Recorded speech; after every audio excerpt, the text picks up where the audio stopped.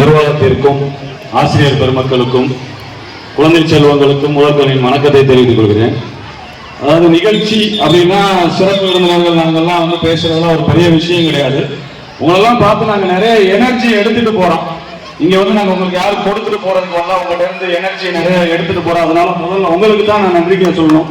ஏன்னா நிறைய விஷயங்கள் சிறு வயதில் நாங்கள் செய்ய முடியாத விஷயங்கள், செய்த விஷயங்களை நீங்க எங்களுக்கு வந்து சொல்லியிருக்கீங்க, சொல்லி செஞ்சு காமிச்சிருக்கீங்க.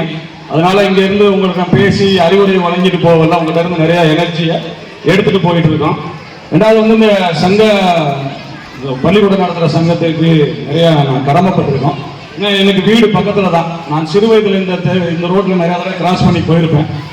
நான் காலையில் இந்த ஸ்கூல் ஆரம்பிக்கும் போது பார்த்தீங்கன்னா இந்த ஒரு அரை மணி நேரம் இந்த ஸ்கூல் பக்கம் யாருமே போக முடியாது, அவ்வளோ க்ரௌடு இருக்கும். அதே மாதிரி ஸ்கூல் விடும்போது அவ்வளோ க்ரௌடு இருக்கும். இப்போ குறைஞ்சு போனதுக்கு என்ன காரணம்? அந்த காரணத்தை சரி செய்யும்படி அதற்கு நாங்கள் எல்லாம் உங்களுக்கு முழு ஒத்துழைப்பு என்பதையும் இந்த நேரத்தில் உறுதி கூறுகிறோம். இன்னைக்கு இருக்க காலகட்டத்தில் பணம் வாங்கி கொண்டு படிப்பு சொல்லிக் கொடுக்கிறத தாண்டி பணத்தை செலவழித்து குழந்தைகளுக்கு பள்ளிக்கூடம் படிப்பும் திறமைகளையும் சொல்லிக் கொடுக்கக்கூடிய இந்த மாதிரி பள்ளிக்கூடங்கள் தோத்து போயிடக்கூடாது. ஜெயிக்கணும், அந்த பள்ளிக்கூடங்கள் ஜெயிக்கணும். அந்த பள்ளிக்கூடம் நடத்தும் ஆசிரியர்களாக இருக்கட்டும், சங்கமா இருக்கட்டும், அவங்களும் தோத்து போயிடக்கூடாது. அதனால அவங்களுக்கு உறுதுணையா இருக்கேன்.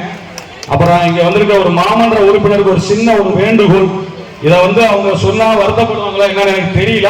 ஆனா அவர் எனக்கு நண்பர், சகோதரர் என்ற முறையில சொல்றேன்.